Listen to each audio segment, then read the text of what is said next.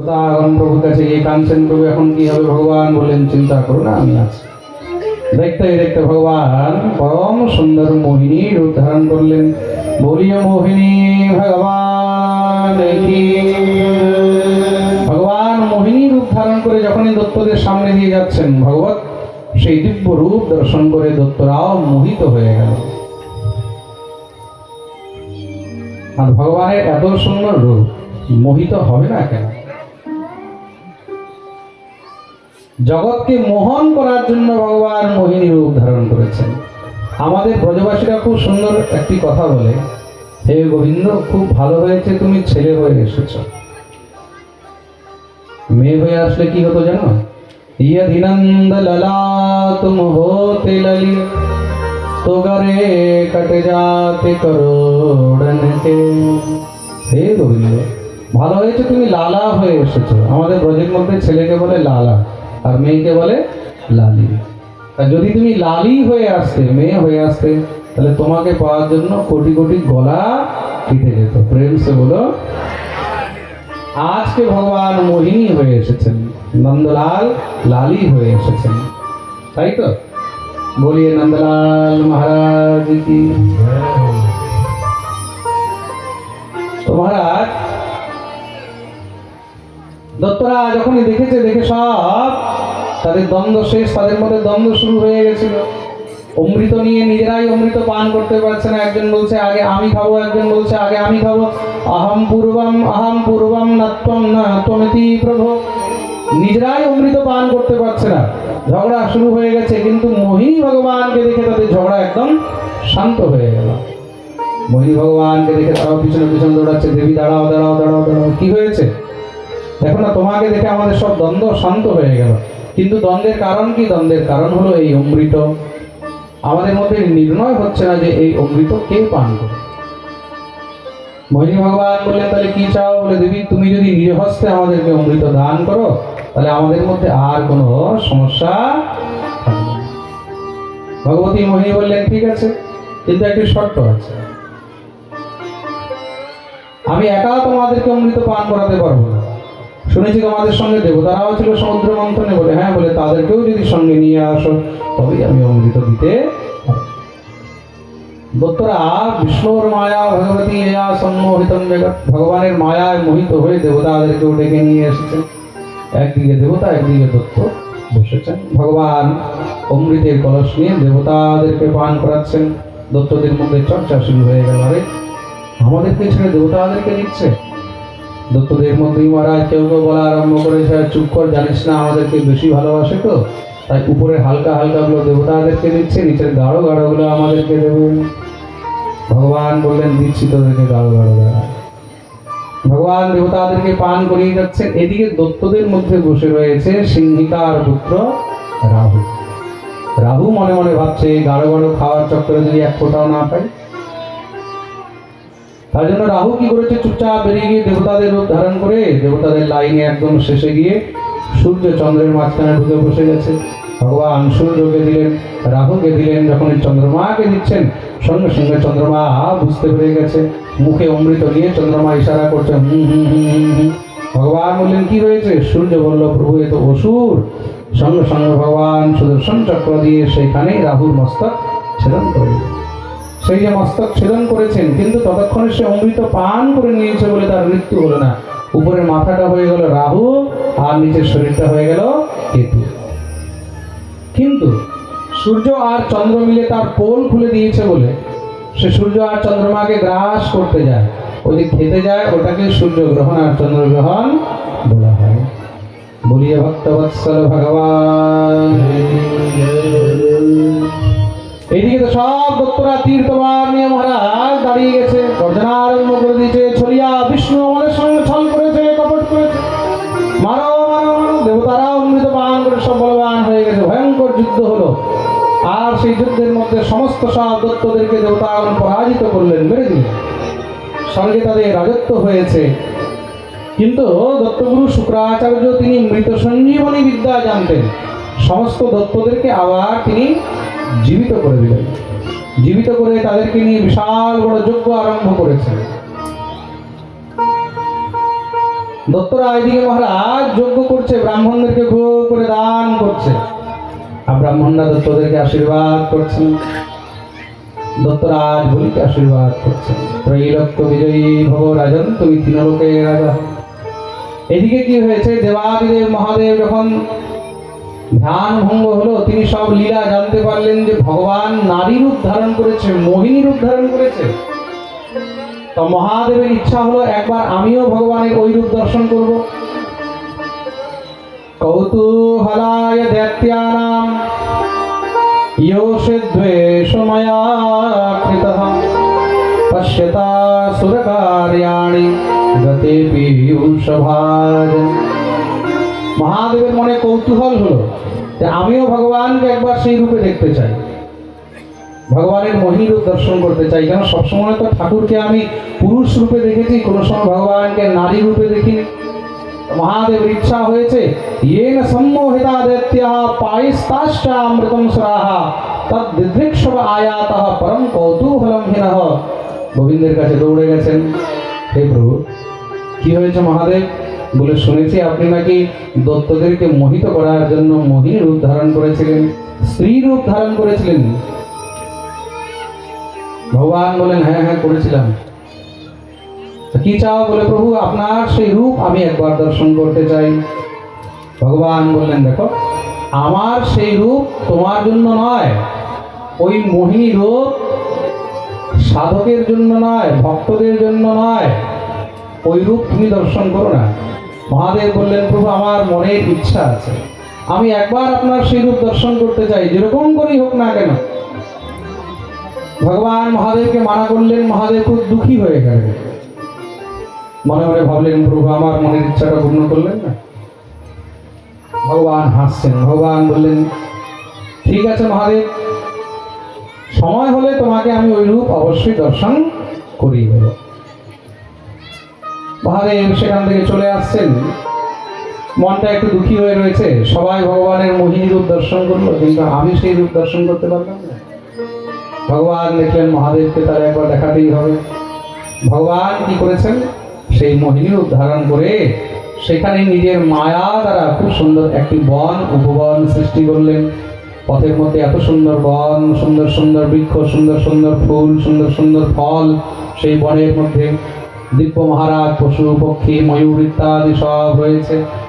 আর সেই বনের মধ্যেই মোহিনী রূপ ধারণ করে ভগবান সেখানে কি করছেন, একটি কদম ফুল নিয়ে ছুঁড়ে ছুঁড়ে সেটাকে নিয়ে খেলছেন।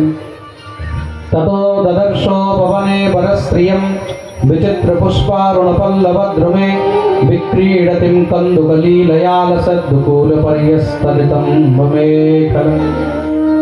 মহাদেব যখন সেই বন দিয়ে যাচ্ছেন, যেতে দূর থেকে তিনি একটি নারী দেখলেন, একটি সুন্দরী স্ত্রী দেখলেন।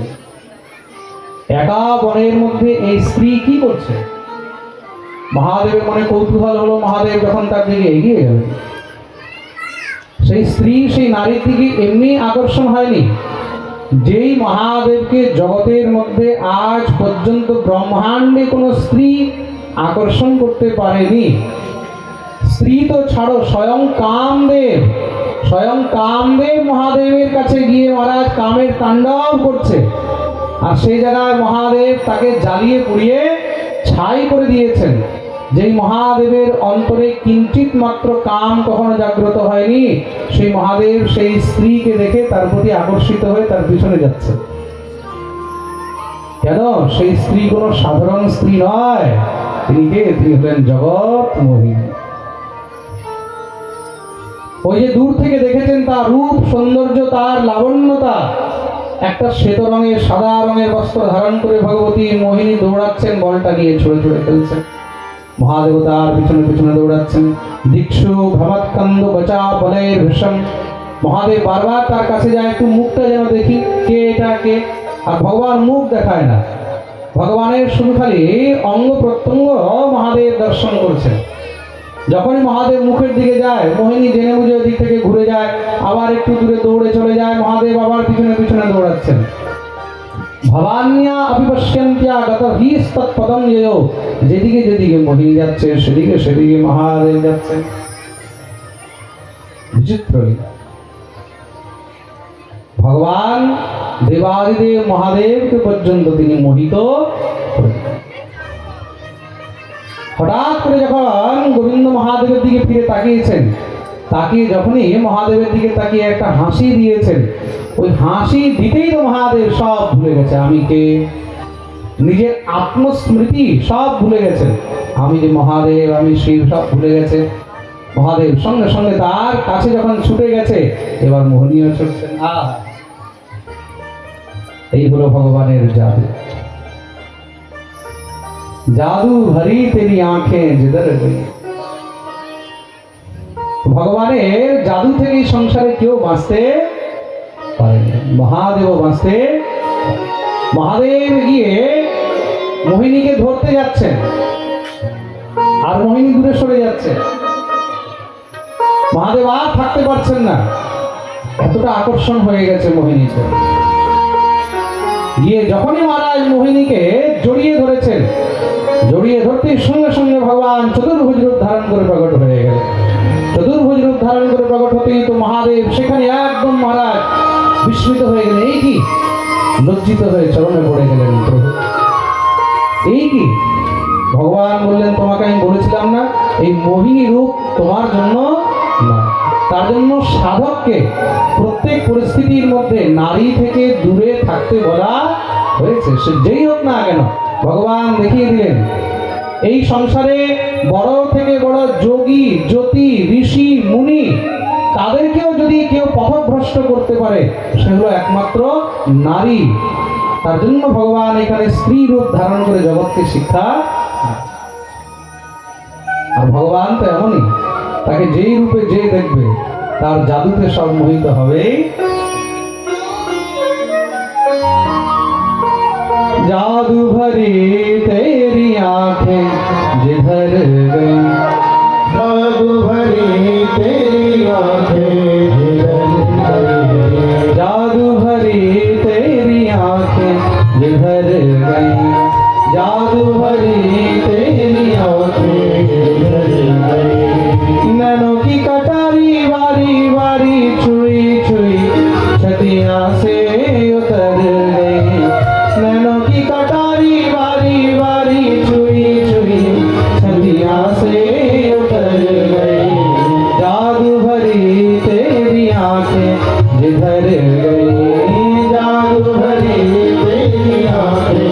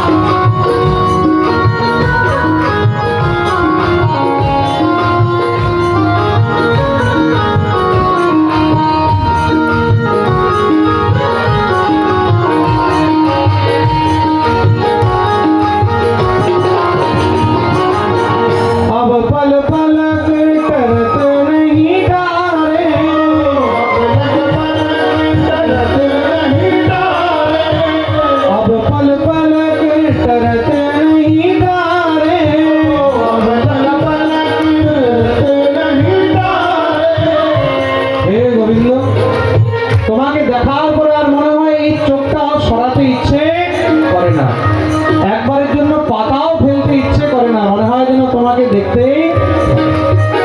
अब पल पलट करत नहीं तारे,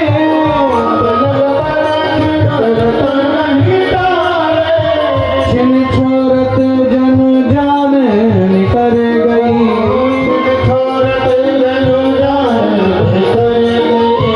छिन छोरत जन जान निकर गई,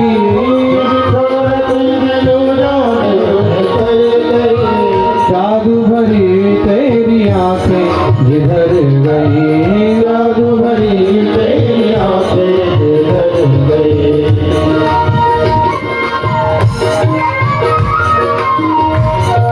हरि बोल।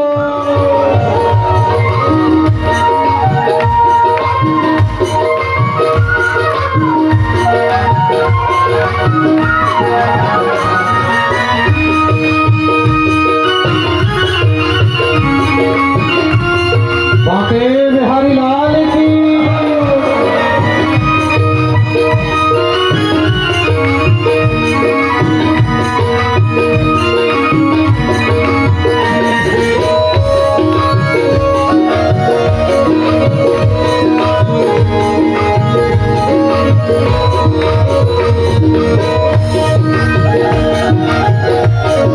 श्रीराम है।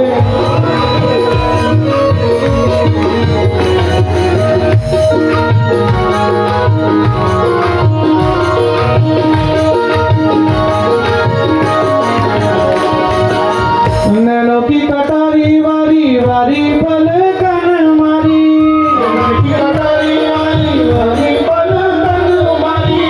नैनों की कटारी वारी वारी पलकन मारी,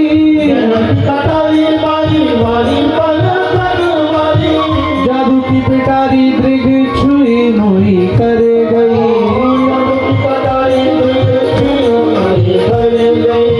जादू की पिटारी दृग छुई मोही कर गई,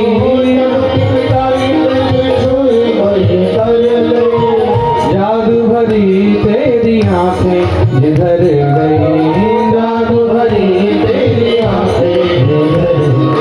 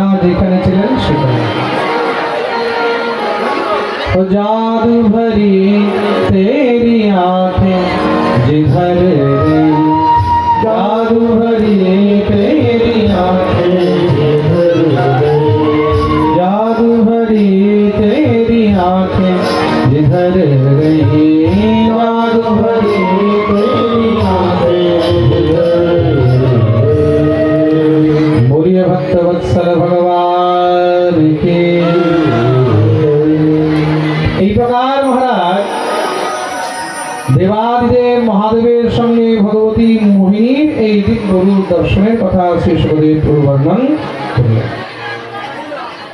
শ্রী সুখদেব প্রভু বলছে, রাজন খুব মন দিয়ে শুনবে। এবং ভগবতা রাজন শ্রীবৎসাঙ্গেন সৎকৃতঃ আমন্ত্রিতং পরিক্রম্য সগণঃ স্বালয়ং ইয়ং। ভগবানের লীলা বোঝা এই সংসারে কারোর পক্ষে সম্ভব নয়। ব্রহ্মা হোক, চাহে শঙ্কর হোক, ইন্দ্র হোক, চাহে চন্দ্র হোক, বড় বড় ঋষি মুনি হোক না কেন, ভগবানের লীলা অত সহজে কেউ বুঝতে পারে না। ভগবানের লীলায় এই সংসারে সবাই মোহিত হয়ে যায়। এটাই হলো ভগবান, তার জন্যই তাকে ভগবান বলা হয়েছে। ভগবান মহাদেবের ইচ্ছা পূর্ণ করলে মহাদেব আবার ধ্যানে বসে। দক্ষিণ ভারতে একটি কথা প্রচলিত রয়েছে, খুব মন দিয়ে শুনবে কিন্তু। আপনারা যখন দক্ষিণ ভারতে যাবেন, তো দক্ষিণ ভারতে একটি কথা প্রচলিত রয়েছে, সেখানে একটি দেবতা আছে যার নাম হলো আইয়াপ্পা। নাম শুনেছেন তো? কেউ শুনেছ? যারা দক্ষিণ ভারতে গেছো তারা নিশ্চয়ই নাম শুনেছ। আইয়াপ্পা নাম শুনেছ? কে কে নাম শুনেছে হাত তুলো তো দেখি। আইয়াপ্পা দেবতার নাম শুনেছ? আজকে গিয়ে গুগল করবে, দেখবে আইয়াপ্পা। দক্ষিণ ভারতে আইয়াপ্পা দেবতার অনেক বড় মন্দির রয়েছে। হাজার হাজার লাখ লাখ ভক্তরা আইয়াপ্পা দর্শন করতেন। তা আইয়াপ্পার জন্মের যে কথা, সেই জন্মের কথা এই মোহিনী আর মহাদেবের মিলনের সঙ্গে যুক্ত রয়েছে। প্রসঙ্গটার মধ্যে এখানে আরেকটু জিনিস যুক্ত রয়েছে। মহাদেব যখন মোহিনীকে আলিঙ্গন করে ধরেছেন, তা সেই সময় মহাদেবের ওজ স্খলিত হয়ে যায়। আর ওজ স্খলিত হওয়ার কারণে সেই মহাদেবের অংশ থেকে যেই পুত্র জন্ম হয়, তো মন্দির শুনবেন, মোহিনী আর মহাদেবের অংশ থেকে যেই পুত্র হয়েছে তাকে বলা হয়েছে আইয়াপ্পা। দক্ষিণ ভারতে সেই আইয়াপ্পা দেবতার জায়গায় জায়গায় অনেক মন্দির রয়েছে। প্রেম সে বলো, বলিয়ে ভক্তবৎসল ভগবান। আচ্ছা, আপনারা জানেন হনুমান তো হলেন ব্রহ্মচারী, জানেন তো? কিন্তু হনুমানেরও পুত্র আছে। হনুমান তো ব্রহ্মচারী, হনুমানের তো বিয়ে হয়নি। হনুমানের বিয়ে হয়েছে? হনুমানের বিয়ে হয়েছে কি? জোরে বলো। কিন্তু হনুমানের বউ আছে, জানো? হনুমানের বিয়ে হয়নি কিন্তু বউ আছে। হনুমানের বিয়ে হয়নি কিন্তু বউ আছে, বউ নেই কিন্তু বাচ্চা আছে। মজার কথা দেখো, প্রেম সে বলো। হনুমানজি মহারাজ একবার বিবশতা অবসর, তো মন দিয়ে শুনবেন কিন্তু। তিনি যখন লঙ্কা থেকে যাচ্ছেন, তা লঙ্কা থেকে যাওয়ার সময় শ্রী হনুমানজি মহারাজ খুব পরিশ্রমে ছিলেন। তো যখন তিনি লঙ্কা দহন করলেন, তা লঙ্কা দহন করে হনুমানজি মহারাজ খুব পরিশ্রম হয়ে গেছে। পরিশ্রম হওয়াতে শ্রী হনুমানজি মহারাজ যখন সমুদ্রের মধ্যে ডুব দিয়েছেন, ঝাঁপ দিয়েছেন না, তা সমুদ্রে যখন ঝাঁপ দিয়েছে, তা হনুমানের শরীর থেকে ঘাম বেরিয়েছে। কি বেরিয়েছে? ঘাম। ঘামকে কি বলা হয়? শ্বেদ। কি বলা হয়? শ্বেদ। এই সংসারে জীব অনেক প্রকারে জন্ম নেয়, কিন্তু প্রমাণ দিয়ে শুনবে। জীব অনেক প্রকারে জন্ম নেয়। এক হলো অন্ডজ। কিছু জীব অন্ডজ হয়। অন্ডজ মানে ডিম থেকে জন্ম নেয়। কি থেকে জন্ম নেয়? ধরে বলো, ডিম থেকে, তাই তো? অনেক ওই ডিমগুলো খেয়ে নিচ্ছে, জন্ম হতে দিচ্ছে না, আগে মাদান বেরিয়ে দিচ্ছে, খেয়ে নিচ্ছে। বিচার করো কেমন দুর্গতি হবে। যেই জীব এখনো জন্মই নেয়নি, সে এখনো সেই ডিম্বের ভিতরে রয়েছে, সেই জীবকে মেরে যারা খেয়ে ফেলছে তাদের কি দুর্গতি হবে, কখনো বিচার করবে? এক হলো অন্ডজ জীব, এক হলো জরায়ুজ। জরায়ুজ মানে গর্ভ থেকে যাদের জন্ম হয়, যেরকম মানুষ। আমরা হলাম কি? জরায়ুজ। আমরা হলাম জরায়ুজ। অনেক জীব জন্তু আছে যারা জরায়ুজ হয়। অনেক জীবজন্তু আছে যারা অন্ডজ হয়, যারা অন্ডজ হয়। এক হলো স্বেদজ। স্বেদজ মানে ঘাম থেকে হয়। কিসে থেকে হয়? ঘাম থেকে। আপনি একটা খালি হাঁড়ি উল্টো করে ঢাকা দিয়ে রাখুন, খালি হাঁড়ি উল্টো করে ঢাকা দিয়ে রাখুন, 3 দিন 4 দিন 5 দিন 6 দিন পরে যখন এটা খুলবেন দেখবেন ভিতরে অনেকগুলো জীব জন্ম নিয়েছে, হয় না? এটা কিসে থেকে হয়? ঘাম থেকে। কিসে থেকে? আসলে কিন্তু সেখানে কেউ ডিম পাড়েনি, সেখানে কেউ বাচ্চা দেয়নি, কোথা থেকে কিছু আসেনি, তার ভিতরেই অটোমেটিকলি তাদের জন্ম হয়ে যায়। সেগুলো হলো স্বেদজ। সেগুলো কি? স্বেদজ জীব। প্রেমসে বলো। এক হলো উদ্ভিজ, আরেক কি? উদ্ভিজ। উদ্ভিজ মানে যেরকম বৃক্ষ ইত্যাদি, এগুলো কি? এগুলো হলো উদ্ভিজ। বীজ থেকে উৎপন্ন হলো। প্রেমসে বলো। মাশরুম হয় না, মাশরুম, মাশরুম টাকায়, এটা হলো স্বেদজ। এটা কিসের থেকে হয়? স্বেদের থেকে, ঘাম থেকে। এটা বীজ দরকার হয় না, তোমার দিয়ে শুনবে আপনি আপ হয়ে যাবে, আপনি আপ হয়ে যাবে। অনেক জায়গায় দেখবে বাড়ির মধ্যে, চালার মধ্যে আগেকার দিনে, পুরানো দিনে যে খড়ের চাল হতো, হ্যাঁ, কোথাও কিছু হয়ে আছে, এদিক ওদিক আপনি আপ হয়ে আছে, কেউ লাগিয়েছে, কেউ করেছে না, কেউ জন্ম দিয়েছে না, ডিম থেকে হয়েছে, আপনি আপ হয়ে যায়। এগুলো হলো স্বেদজ। খুব সুন্দর কথা, মন দিয়ে শুনবে। তা হনুমানজি মহারাজের শ্বেত মানে ঘাম সমুদ্রের মধ্যে ঝরে পড়েছে, তা মহাপরাক্রমী মহাবলী হনুমানের অংশ। সেটা তো কোনো সাধারণ নয়। তাদের শরীরের এক একটি লোম, সেগুলোও কিন্তু পরম পবিত্র। তা সেই যে স্বেদজ, সেই যে শ্বেত মানে ঘামটা যে পড়েছে সমুদ্রের মধ্যে, সেটাকে একটি মকরী, মকরী মানে কুমির, সে সেটাকে পান করে নিয়েছে, খাবারের জিনিস মনে করে খেয়েছে, তাতে তার গর্ভে সন্তান এসেছে। সেই শ্বেদের, হনুমানের শ্বেত দ্বারা যে সন্তানের জন্ম হলো, মকরীর গর্ভের থেকে যার জন্ম হয়েছে, সেই সন্তানের নাম হলো মকর।